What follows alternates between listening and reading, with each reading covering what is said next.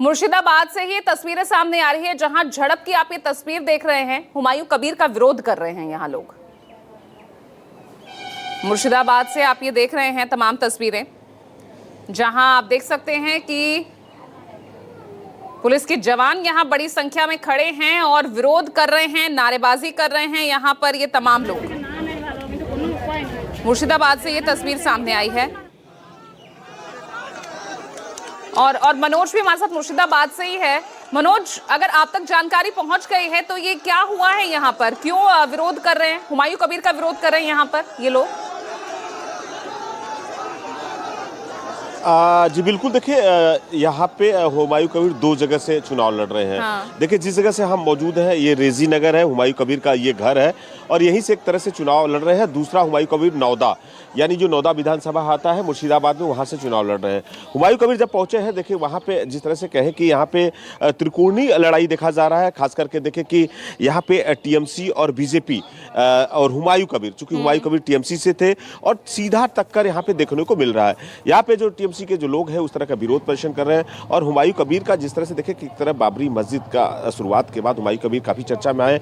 हुमायूं कबीर भरतपुर, चूंकि यहाँ मुर्शिदाबाद का जो विधानसभा है वहां से विधायक थे और इस बार देखिए उन्होंने अपनी सीट बदलकर यहाँ पे देखिए रेजी नगर, ये जिस जगह पे हम मौजूद हैं, यहाँ हुमायूं कबीर थे और इसके बाद उन्होंने नौदा गए और नौदा के जाने के बाद जिस तरह से उनका विरोध प्रदर्शन हो रहा है बाकी देख रहे हैं, क्योंकि जो टीएमसी के लोग हैं यानी हुमायूं कबीर जहाँ से जिस पार्टी से छोड़ के आए हैं तो वहाँ पे उनका विरोध प्रदर्शन किया जा रहा है। क्योंकि हुमायूं कबीर जिस तरह से ऐसा लगता है कि जो मुस्लिम वोट है कहीं ना कहीं हुमायूं कबीर की वजह से बट रहा है और जो एक तरफा जो वोट पड़ता था टीएमसी पार्टी का उसका विभाजन हो रहा है।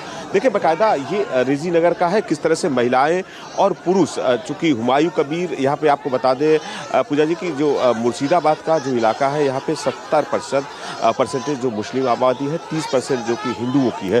तो यहाँ पे टक्कर है, क्योंकि देखिए बीजेपी का जिस जगह पे हम मौजूद हैं यहाँ पे जिस तरह से एक तरह से फाइट दे रहे हैं, वहीं अताउल्ला जो यहाँ पे एक तरह से टीएमसी के उम्मीदवार है वो खड़े हैं। तो यहाँ पे सीधा त्रिकोणीय लड़ाई देखा जा रहा है और सीधा देखें कि महिलाएं यहाँ पे काफ़ी है, पुरुष भी काफ़ी संख्या में है। चूँकि यहाँ पे ज़्यादातर सुरक्षा के लिहाज से देखें किस तरह से जो सीआरपीएफ के है जो 100 गज के घेरे के बाहर लोगों को कर रहे हैं, यानी जो लोग वोट दे के जा रहे हैं सीधा उनको बाहर कर रहे हैं। हम दादा वोट देते इससे की आचे, इस बार क्या मुद्दा है, दिमाग में कुछ मुद्दा है?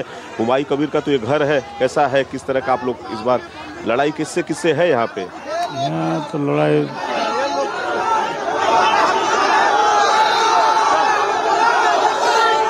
मुद्दा है कि इस बार कुछ दादा क्या लग रहा है कि इस बार हुमायूं कबीर भरतपुर से खड़े थे, इस बार रेजी नगर से चुनाव लड़ रहे हैं, पहले टीएमसी में थे, तो ये कोई फैक्टर है इस तरह का? देखिए लोग विरोध कर रहे हैं। इस तरह का फैक्टर तो नहीं है, मतलब जो है मंशाली जीतेगा। देखिए किस तरह से देखिए सुरक्षा की दादा ऐसा नहीं है, हम लोग तो कुछ पूछ रहे, हम अंदर तो नहीं जा रहे हैं, हम लोग तो बाहर से ही पूछ रहे हैं क्या है, अंदर तो नहीं, हम सभी जगह से करते आ रहे हैं। दादा क्या कहेंगे इस बार, कुछ है असर है यहाँ पे? कोई दिमाग में मुद्दा चल रहा, नहीं मंदिर मस्जिद होना चाहिए या विकास डेवलपमेंट, कैसा चाहते हैं आप लोग, कैसा हो रेजी नगर, कैसा बंगाल को चाहते हैं? नहीं, इसी बारे में कुछ कह नहीं सकता। दादा क्या है, कुछ विकास कैसा है, पहले अच्छा था या अभी अच्छा होने वाला है? वो भी कुछ नहीं बोलेगा हम लोग, अभी भी नहीं। नहीं। दादा एज ए युवा है, क्या सोचते हैं युवाओं के लिए कैसा होना चाहिए? रोजगार ममता बनर्जी के चाहिए, ममता बनर्जी। शिक्षा रोजगार की बात होना चाहिए दादा, कैसे है डेवलपमेंट, नौकरी कैसा है यहाँ पे व्यवस्था रेजी नगर? कुछ ममता बनर्जी पर भरोसा है, होगा। मोदी कहते हैं, हुमायूं कबीर कह रहे हैं मोदी कुछ नहीं होगा, कारण टीएमसी का लड़ाई होगा। अच्छा, हुमायूं कबीर तो कह रहे हैं मस्जिद बना रहे हैं कि यहाँ पे विकास होगा, स्कूल खोलेंगे, शिक्षा बढ़ा। इधर से आतापुर भाई जीतेगा 70,000 वोट में। दादा मिल रहा है युवाओं को 1500 रुपये वाला मिल रहा है आपको? कह रहा है कि 3000 रुपया मिलेगा, सर नहीं कुछ भी नहीं। चलिए ठीक है, आप बने रहिए।